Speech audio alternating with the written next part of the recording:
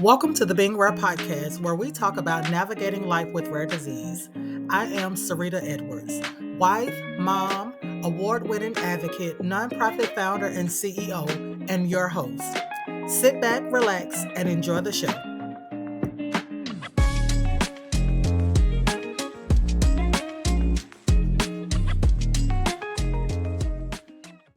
Hey guys, welcome to another episode of the Being Rare podcast. If this is your first time here, welcome. If you are a repeat listener, an OG of the Being Rare podcast, welcome back. Since our last conversation, we celebrated Easter, so I do want to take a quick second to say happy late Easter to everyone. More importantly to me, happy forever resurrection to my Lord and Savior Jesus Christ. Also, since our last conversation, two of our boys had birthdays. Um, Josiah, who is our third eldest child, celebrated his 16th birthday, and Elijah, the baby number 5, celebrated his 7th birthday. So happy birthday to our boys. And lastly, since our last conversation, the E.WE Foundation, we celebrated 5 years. So happy 5th year anniversary to the E.WE Foundation. Um, for those of you who don't know, the E.WE Foundation is the parent organization of the Being Rare podcast. Um, the E.WE Foundation is a healthcare advocacy organization. We provide resources and support globally to families with trisomy 18 and other rare diseases. We started the foundation, my husband Kareem and I started the foundation back in 2019, honestly, to um, bridge the gap between receiving a life-limiting diagnosis and how the healthcare system chooses to respond. I think our initial goal was to provide some level of bereavement support, burial, funeral support to families, because those were the conversations that we were having at the time. Um, but Elijah is our blueprint. He is the guide and honestly the framework to everything that we do. And so as he thrives, we see opportunities to um, implement um, programs and strategies that can help families have different experiences than we did. And so happy 5th anniversary to the E.WE Foundation. Um,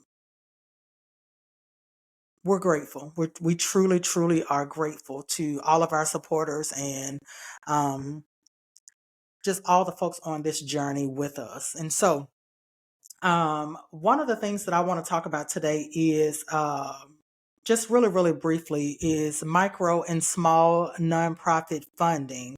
I had a conversation with a colleague and friend, and we were talking about the challenges that small nonprofits face when it comes to being able to apply for funding.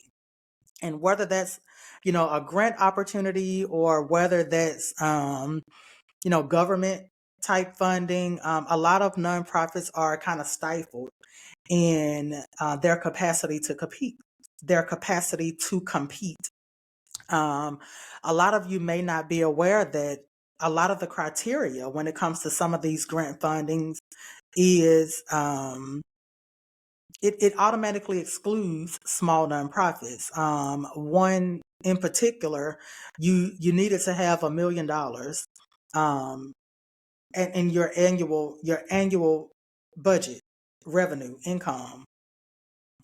A lot of small nonprofits don't have $200,000, right? Like I think we have to be realistic here, and one of the ways that I think we can start to shift the narrative about funding streams is to talk about it more. And so I just wanted to raise some awareness about that. If you're a small nonprofit and you're struggling with funding, there are, some other things that you can do.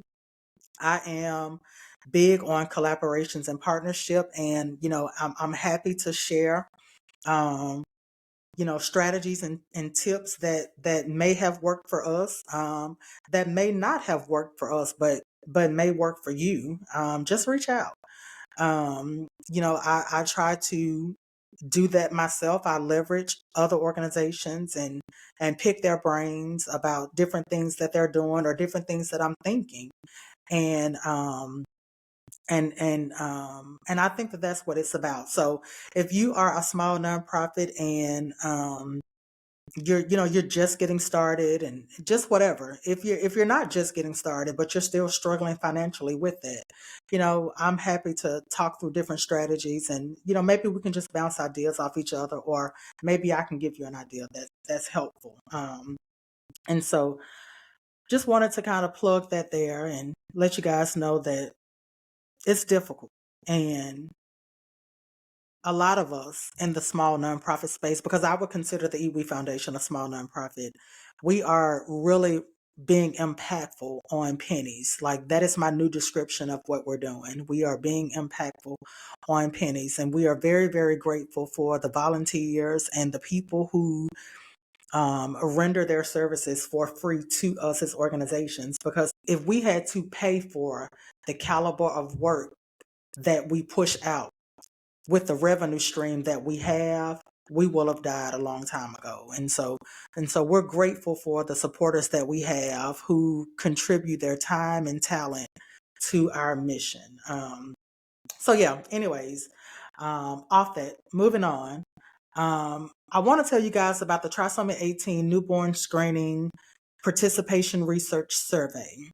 And I will tell you about it right after this.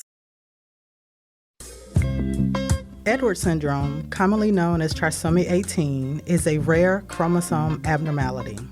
The E.WE Foundation is a 501c3 healthcare advocacy organization created to support families living with Edwards syndrome. The E.WE Foundation offers health literacy and community resources, comfort care, and financial support. Information at theewefoundation.org. All right, guys, so the Trisomy 18 Newborn Screening Participation Research Survey. This survey is for families with living or unalive children who have been diagnosed with Trisomy 18. The goal of the survey is to capture how families understand newborn screening and really assess their personal experience with newborn screening processes. We are very excited about the research survey. One of our fall interns, Harley, actually kicked it off in terms of like the survey, the project design, the questions, the framework, just all the stuff. And then our current spring intern, Michael, is actually picking it up in terms of data collection, dissemination, follow-up. And then we're going to bring Harley back in to kind of look through everything, and then they'll create a final report and all that stuff together. And so just super, super excited about it. I do want to just make a quick shout out to our good friends at Expecting Health and Baby's First Test for being a resource and reference for us during the development piece of it. We've actually talked about some other fun stuff that we'll talk about later on another episode, perhaps. So if you have received a trisomy 18 diagnosis for your child of any age, living or unalive, we would love for you to complete the survey. We are taking responses, I think, for another week, and then we'll close the survey out. We are very, very close to our goal in terms of responses. And so I'll put a link to the survey in the show notes. You can also find it on the E.WE Foundation website. I want to take a quick second to tell you guys about the Rare Is Scholarship. That is a partnership with two of our friend organizations, the EveryLife Foundation and Rare Is. They are awarding 88 $5,000 scholarships to students 17 years of age or older who are living with a rare disease. And so this is an opportunity. If you wanted to go back to school, this could be a really, really great way to kickstart your educational goals. You can find out more at rarescholarship.org. And I'll put that in the show notes as well. But for sure, I think you should check it out. If you're interested in going back to school, this is a great opportunity to do that. Lastly, I want to tell you guys about the Madison Friends Bowl, the 2024 Madison Friends Bowl. This is an opportunity for exceptional students like Elijah in our school district to participate in almost like a Special Olympics minus the competition. Elijah was paired with a high schooler, and they go from different stations and they play different sports like football, baseball, basketball, soccer. They raced a little bit. Um, it's just a really, really fun event. I love it so much. Number one, because parents can come and I was able to go. And then number two, it's a great way for students with differences to interact with each other. And I'm just a firm believer that the more they spend time together, the more quote unquote typical kids can see that a child with physical and intellectual disabilities can be just as cool, right? And so just a shout out to our school district for making programs like this. Um, as a mom to a kid who is, who has mobility challenges, who doesn't have words, who has, limitations, I appreciate moments like this. And so I just wanted to make sure to shout that out on today's episode. All right, guys, I think that's all I have for today. I hope all is well in your world. Thank you so much for tuning in to another episode of the Being Rare Podcast. Make sure to follow us on social media at Being Rare Podcast. You can also find me at Sarita Edwards. You can find our live recordings on our YouTube channel. Make sure to subscribe and turn on your notifications so you'll know when we upload a new episode. You can also find Being Rare wherever you stream and listen to your traditional podcast. Remember, self-care isn't selfish, it's essential. Until the next one, be rare. Holla at you. Bye, guys.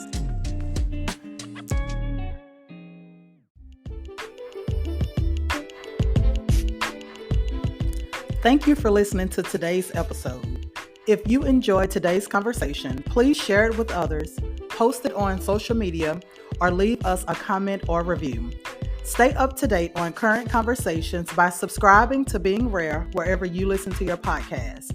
Connect with us on social media at Sarita Edwards at the Being Rare Podcast. Until the next episode, be rare.